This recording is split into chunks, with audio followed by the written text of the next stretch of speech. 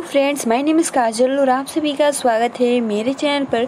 और फ्रेंड्स, आज की इस वीडियो में हम डिस्कस करने वाले हैं यूपीडीएलएड सेकंड सेमेस्टर सब्जेक्ट वर्तमान भारतीय समाज और प्रारंभिक शिक्षा, जो कि 50 नंबर का होता है, जिसमें से आपको 25 नंबर लाना अनिवार्य होता है। फ्रेंड्स, सबसे पहले आप सभी को हम बता दें कि हम लेसन 1 के जितने भी अति लघु उत्तरीय प्रश्न हैं वो डिस्कस करने वाले हैं, जो कि बहुत ही महत्वपूर्ण है। इसके पहले हमने लेसन 1 बहुत ही विस्तार से डिस्कस कर लिया है, प्लस बहुविकल्पीय प्रश्न हमने डिस्कस कर लिया है। बट आज के इस वीडियो में अति लघु उत्तरीय प्रश्न भी डिस्कस करेंगे, क्योंकि आप सभी की क्यूरियस थी कि आप शॉर्ट क्वेश्चन भी थोड़ा डिस्कस कीजिए। ठीक है, तो फ्रेंड्स आज के लिए शॉर्ट क्वेश्चन ही। चलिए शुरू करते हैं। वीडियो को लाइक कर दीजिए और अपने फ्रेंड्स मित्रों को शेयर कर दीजिए, और चैनल पर पहली बार विजिट कर रहे हो तो चैनल को सब्सक्राइब कर सकते हो। ठीक है, देखिए फ्रेंड्स, सबसे पहले जो आपका प्रश्न है कि माध्यमिक स्तर पर पत्राचार कार्यक्रम कब प्रारंभ किया गया था। और माध्यमिक स्तर पर पत्राचार कार्यक्रम सन 1954 में प्रारंभ किया गया था। यानी जो ये क्वेश्चन है, माध्यमिक स्तर पर पत्राचार कार्यक्रम कब स्टार्ट किया गया, तो 1954 ईस्वी में स्टार्ट किया गया था। नाम याद कर लीजिएगा, माध्यमिक स्तर पर पत्राचार कार्यक्रम। केवल और केवल अगर आप पत्राचार कार्यक्रम में याद कर लेते हो तो आई थिंक आप सभी को भूलेगा नहीं। ठीक है, 1954 is the right answer. Second आपका क्वेश्चन है कि माध्यमिक शिक्षा आयोग के अध्यक्ष कौन थे तथा इसकी नियुक्ति कब हुई। यानी यहाँ पे ये क्वेश्चन पूछ रहा है कि माध्यमिक शिक्षा आयोग के अध्यक्ष कौन थे, ठीक है, तथा इनकी नियुक्ति कब। तो सबसे पहले तो हम ये जानने का प्रयास करेंगे कि माध्यमिक शिक्षा आयोग के अध्यक्ष कौन है, फिर हमें खुद पता चल जाएगा कि इनकी नियुक्ति कब हुई। तो फ्रेंड्स, हम बात करें कि माध्यमिक शिक्षा आयोग के अध्यक्ष जो थे वे थे doctor Lakshman Swami Mudaliar. I think हमने बहुविकल्पीय टाइप जो क्वेश्चन डिस्कस किया था उसमें ये क्वेश्चन आया था कि माध्यमिक शिक्षा आयोग के अध्यक्ष जो थे वो कौन थे, तो डॉक्टर लक्ष्मण स्वामी मुदालियर थे। इसी कारण इस आयोग को मुदालियर आयोग भी कहते हैं, और इनकी नियुक्ति जो किया गया था 23 सितंबर 1952 को हुई थी। तो आई होप कि आपको क्लियर हो गया होगा। माध्यमिक शिक्षा आयोग के अध्यक्ष डॉक्टर लक्ष्मण स्वामी मुदालियर, और इनकी नियुक्ति जो हुआ था वो 23 सितंबर 1952 को हुआ था। ठीक है, तीसरा आपका प्रश्न है कि शिक्षा शब्द का अर्थ बताइए। शिक्षा शब्द का अर्थ, शिक्षा शब्द लैटिन भाषा के एडुकेटम शब्द से बना है। इसका अर्थ होता है शिक्षित करना। जब हमने लॉन्ग देखा था उसमें ये क्वेश्चन आया था। ठीक है, तो शिक्षा शब्द का अर्थ है, शिक्षा शब्द लैटिन भाषा के एडुकेटम शब्द से बना है, जिसका अर्थ होता है शिक्षित करना। फोर्थ प्रश्न है कि शिक्षा का कोई एक महत्व बताइए। तो शिक्षा मनुष्य को आवश्यकताओं की संतुष्टि करने के योग्य बनाती है। यानी जो कुछ भी मनुष्य की नीड्स होते हैं, आवश्यकता होते हैं, उनको संतुष्ट करती है। कौन, तो शिक्षा। प्रश्न नंबर 5 है कि दूरस्थ शिक्षा प्रदान करने में सहायक किन्हीं 2 साधनों के नाम बताइए। दूरस्थ शिक्षा यानी ऑनलाइन के माध्यम से आप किस तरीके से मतलब वो 2 साधन कौन कौन से हैं। तो अभी फिलहाल आप सभी का रेडियो भी हो जाएगा, पत्राचार भी हो जाएगा, अब तो ऑनलाइन माध्यम भी आ चुका है। तो बहुत सारे ऐसे माध्यम है, लेकिन यहाँ पे केवल और केवल 2 पूछे हैं, तो यहाँ पर राइट आंसर हो जाएगा पत्राचार और रेडियो। ठीक है, प्रश्न नंबर 6 है कि शिक्षा का संकुचित अर्थ बताइए। तो शिक्षा का संकुचित अर्थ क्या होता है। तो संकुचित अर्थ में शिक्षा का तात्पर्य अपनी शक्तियों के विकास के लिए चेतनापूर्वक किए गए प्रयास है। यानी हमने देखा था शिक्षा का संकुचित अर्थ, व्यापक अर्थ। ठीक है, बहुत ही अच्छे से, आई होप कि आपको याद होगा। तो फ्रेंड देखिए, यहाँ पर शिक्षा का संकुचित अर्थ सिंपल अगर हम याद करना है आपको जैसे कि शॉर्टली में, तो बहुत इजी है, आसानी से याद हो जाएगा, ज़्यादा टफ नहीं है। अगर हम दूसरे लैंग्वेज में बोले कि शिक्षा का संकुचित अर्थ क्या होता है, तो संकुचित अर्थ से आज से उस शिक्षा से है जो एक निश्चित स्थान अथवा विद्यालय या कॉलेज में निश्चित योजना तथा निश्चित समय तक ही दी जाती है। ये शिक्षा का अर्थ होता है। लेकिन जो आपका व्यापक होता है वो आप कह सकते हो कि ये आजीवन चलने वाली प्रक्रिया है। यह उस टाइम ये प्रक्रिया स्टार्ट हो जाती है जब बालक या कोई भी व्यक्ति जन्म लेता है। तो इस तरीके से आई होप कि आपको क्लियर हो गया होगा। संकुचित अर्थ यानी एक इसको नियोजन यानी प्लान बनाकर एक निश्चित स्थान पर शिक्षा दिया जाता है, लेकिन जो आपका व्यापक होता है ये पूरे आजीवन चलने वाली प्रक्रिया है।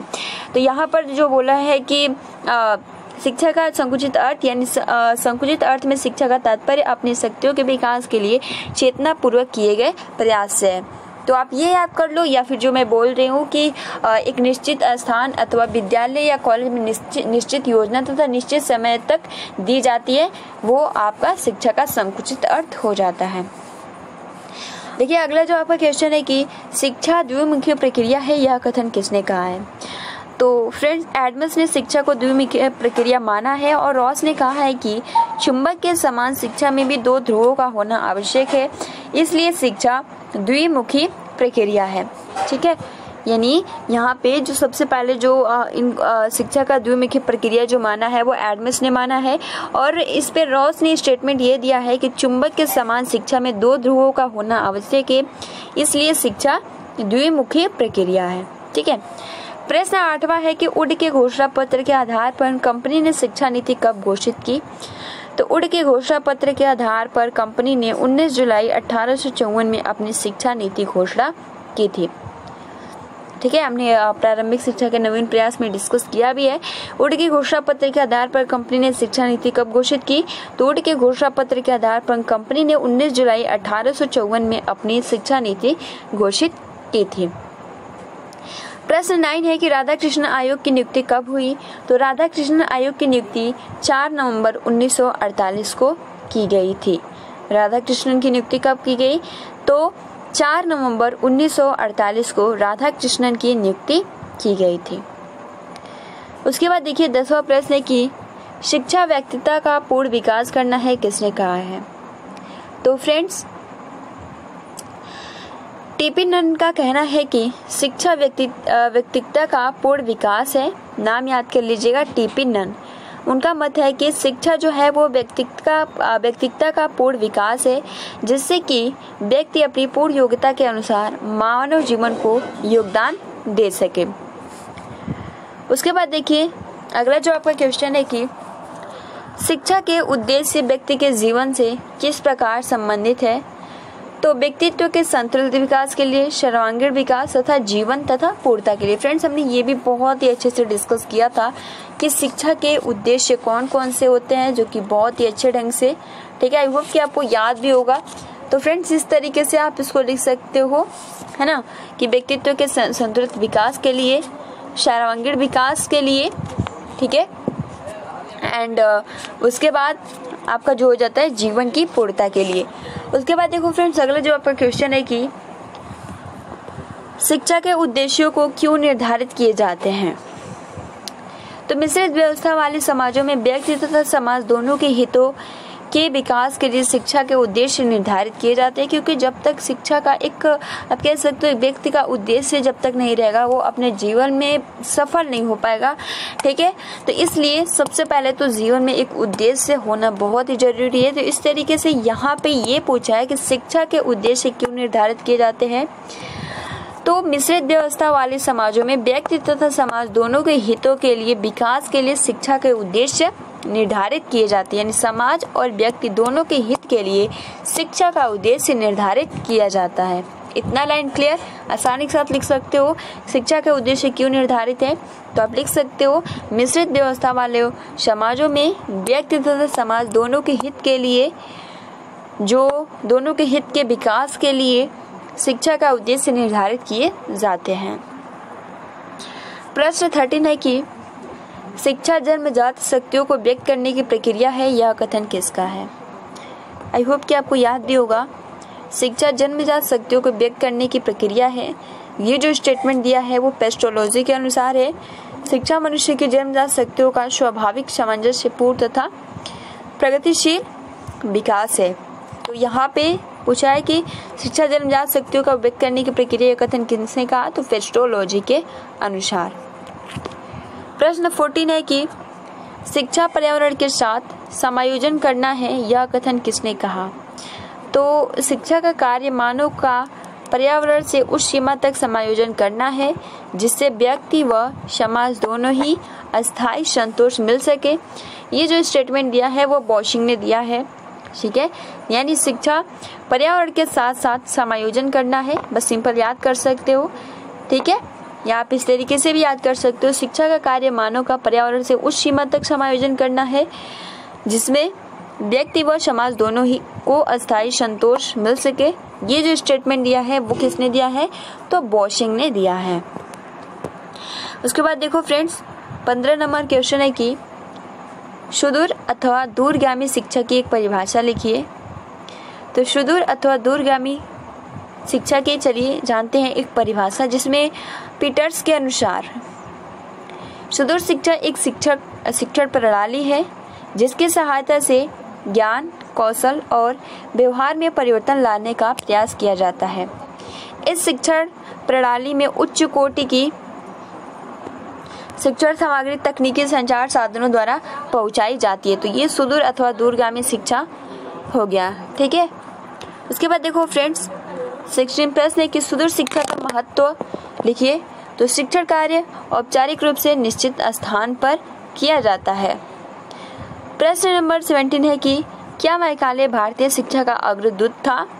तो वास्तव में मैकाले भारतीय शिक्षा का अग्रदूत नहीं था। फ्रेंड्स, हमने प्रारंभिक शिक्षा के नवीन प्रयास में देखा था, तो वो ज़्यादातर फोकस जो किया था वो इंग्लिश पे किया था, ठीक है। मैकाले ने जो आपका एक प्राच्य था एक पाश्चात्य था, प्राच्यवादियों को बिल्कुल मतलब आप कह सकते हो उन्होंने बोला कि इनका कोई मतलब नहीं है, ठीक है। उन्होंने ज़्यादा जो फोकस किया वो पाश्चात्य यानी इंग्लिश शिक्षा पर किया। तो इस तरीके से यहाँ पर ये बोला जा रहा है कि वास्तव में मैकाले भारतीय शिक्षा का अग्रदूत नहीं था। जो लोग मैकाले को शिक्षा का अग्रदूत कहते हैं वे गलती करते हैं। वो तो भारत में अंग्रेजी साहित्य, धर्म तथा संस्कृति का प्रचार करना चाहता था। जस्ट मैंने अभी बताया और सेम क्वेश्चन का आंसर यही निकलेगा, ठीक है। आई होप कि आपको याद हो गया होगा। देखिए प्रश्न नंबर 18 है कि शिक्षा का व्यापक अर्थ बताइए। तो फ्रेंड्स, जस्ट मैंने शुरू में ही बताया संकुचित अर्थ जब आया था, तो शिक्षा का व्यापक अर्थ क्या होता है, आइए फ्रेंड्स इस पे डिस्कस करते हैं। तो व्यापक अर्थ के अनुसार शिक्षा जो है वो आजीवन चलने वाली प्रक्रिया है। यह प्रक्रिया उसी समय शुरू हो जाती है जब बालक जन्म लेता है। तो इस तरीके से यानी आप सिंपल याद कर सकते हो कि शिक्षा आजीवन चलने वाली प्रक्रिया है। प्रश्न 19 है कि स्वामी विवेकानंद के अनुसार शिक्षा का महत्व बताइए। तो स्वामी विवेकानंद जी के अनुसार शिक्षा का क्या महत्व है। जो विचार जीवन निर्माण, मनुष्य निर्माण तथा चरित्र निर्माण में सहायक हो उन्हें ही शिक्षा की संज्ञा दी जाती है। तो ये जो स्टेटमेंट दिया है वो विवेकानंद जी ने दिया है शिक्षा के महत्व के बारे में। उन्होंने ऐसा स्टेटमेंट दिया है कि जो विचार जीवन निर्माण, मनुष्य निर्माण तथा चरित्र निर्माण में सहायक हो उन्हें ही शिक्षा की संज्ञा दी जाती है। अगला बिशप का प्रश्न है कि लोकतांत्रिक नागरिकता के गुण बताइए। तो गुण है लोकतांत्रिक मूल्यों में आस्था, नेतृत्व, ईमानदारी, कर्तव्य भावना, अनुशासन, सहयोग, सहनशीलता, राष्ट्र प्रेम आदि गुणों का विकास, संविधान में वर्णित कर्तव्यों के अधिकारों की समझ आदि। यानी लोकतांत्रिक नागरिकता में ये सभी गुण होने चाहिए। 21 आपका प्रश्न है कि बौद्ध काल में गुरु शिष्य संबंध कैसे थे।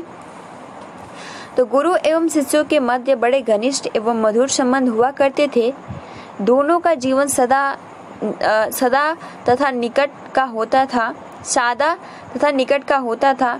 गुरु शिष्यों को शैक्षिक, शारीरिक, मानसिक तथा आध्यात्मिक आवश्यकताओं के अनुसार उनका विकास करता था। तो इस तरीके से बौद्ध काल में गुरु एंड शिक्षक के बीच ऐसा रिलेशन यानी ऐसा संबंध था।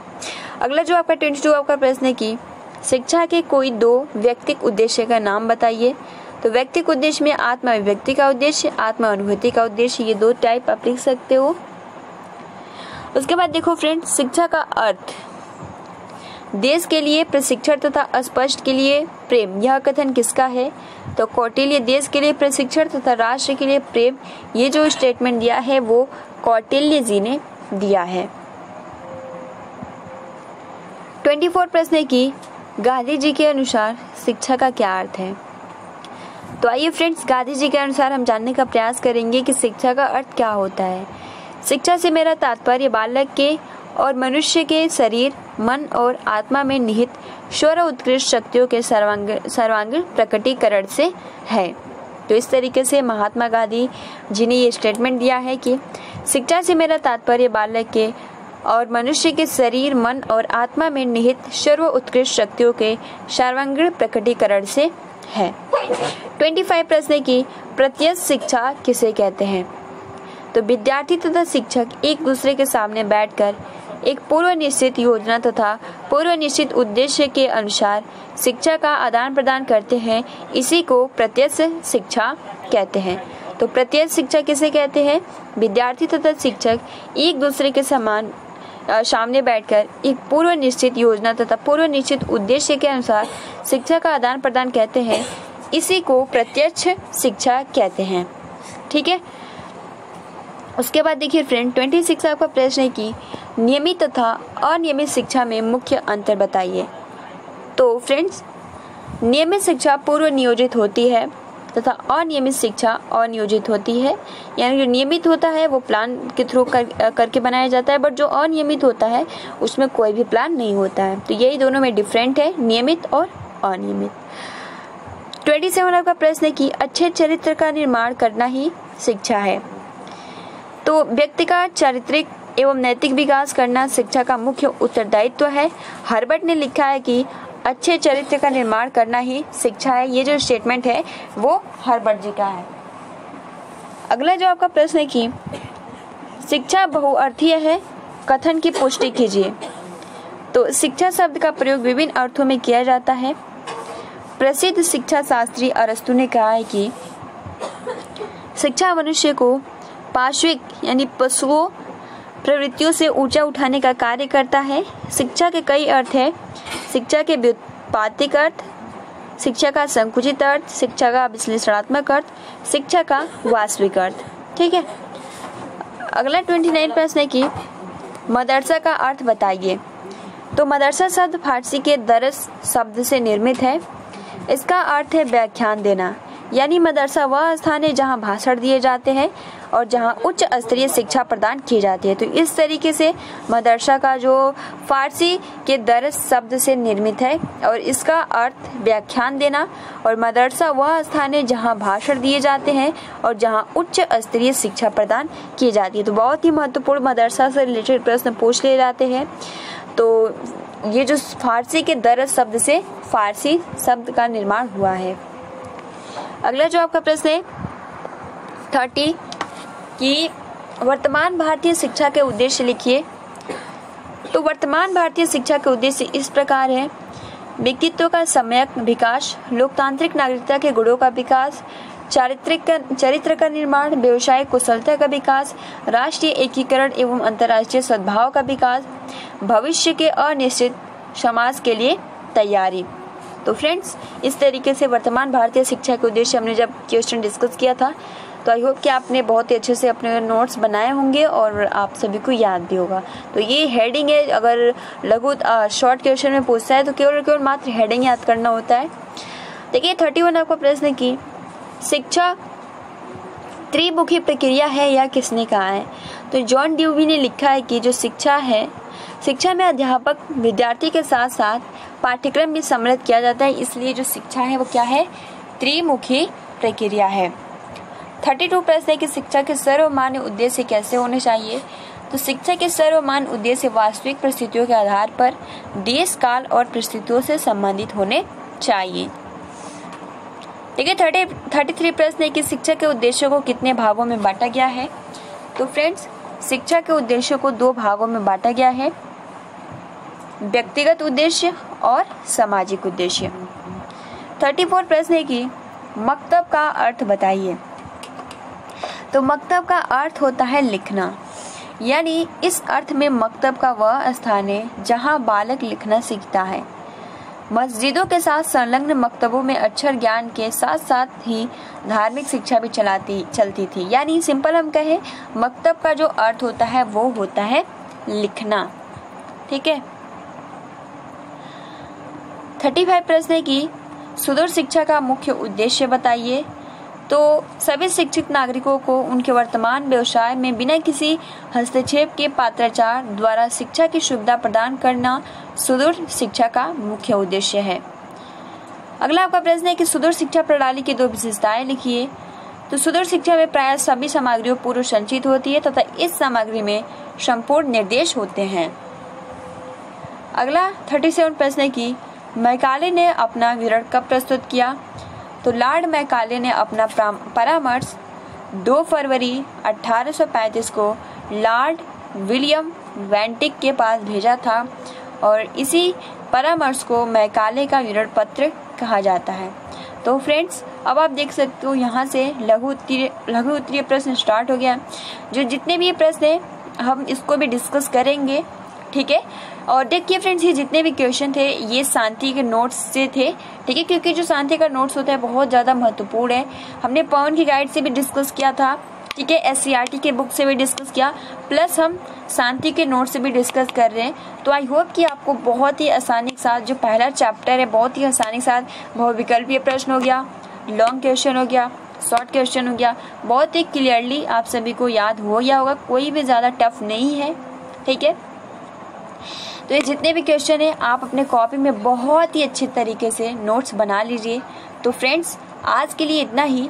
वीडियो को लाइक कर दीजिए और अपने फ्रेंड्स मित्रों को शेयर कर दीजिए। मिलते हैं अगली वीडियो में। Thanks for watching, take care and best of luck.